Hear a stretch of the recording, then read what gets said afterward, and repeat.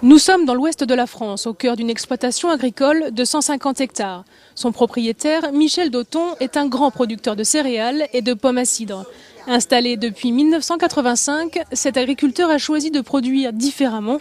Depuis 15 ans, il pratique une agriculture raisonnée qui l'amène chaque matin à commencer la journée par ce même rituel. Consulter la météo quotidiennement et même plusieurs fois par jour, c'est indispensable pour bien piloter nos interventions de protection des cultures et pour taper vraiment au plus juste avant ou après une pluie. Cet examen nous permet de mieux positionner nos produits et donc d'en améliorer l'efficacité.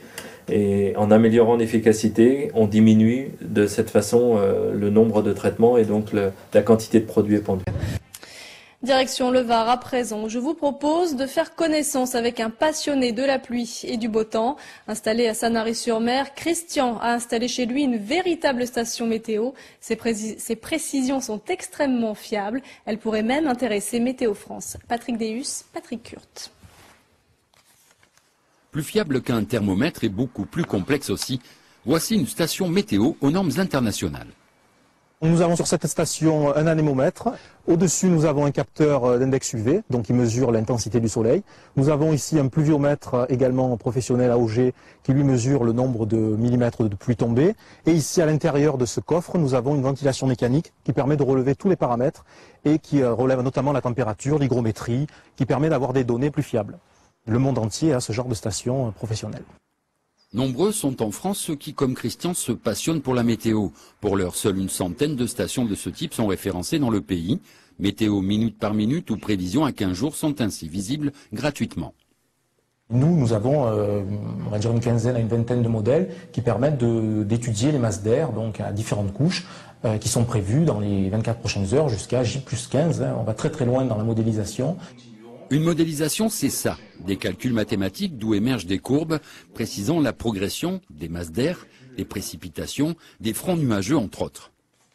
Là, il y a une vague de froid qui se prépare et qui est modélisée par l'ensemble des modèles disponibles, donc entre le 30 et le 2 février. Ramenée au littoral toulonnais, la météo de Christian devient alors très précise et peut intéresser Météo France. Météo France a besoin aussi du public, a besoin aussi d'un réseau d'amateurs pour véhiculer l'information. Nous, on essaye d'être le plus précis possible et de voir un petit peu ce qui peut se passer dans les heures, les jours qui viennent. Par ailleurs, le 11 janvier dernier, Météo France a signé un partenariat avec l'association Infoclimat, regroupant un réseau de météo amateurs en France.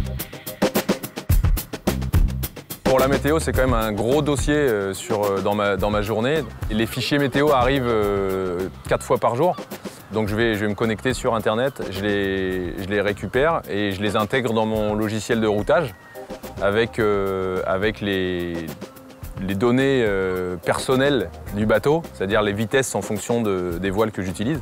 Et donc ces deux informations-là, mélangées ensemble, permettent de faire un routage. C'est la route idéale pour aller à l'endroit que je sélectionne. J'ai les instruments ici, donc ici pour mettre le pilote automatique et après pour choisir plus ou moins 10 degrés si je veux changer un peu la route. Et ici j'ai ce qu'on appelle un répétiteur, donc juste au-dessus, qui peut me donner donc, des infos sur le vent, donc l'angle du vent, la vitesse du vent, la vitesse du bateau, la direction du bateau, le cap. La météo aussi, ça prend du temps parce qu'on a un fichier théorique qui nous dit à telle heure, il va y avoir tant de vent de telle direction. Et en fait, ça se passe presque jamais comme c'est prévu. C'est comme la météo à la télé. Donc en fait, il faut toujours ajuster ces paramètres-là. Donc ça, c'est vrai que ça prend 2 ou 3 fois par jour. Ça me prend une bonne heure pour analyser tout ça. Donc c'est vraiment un gros travail.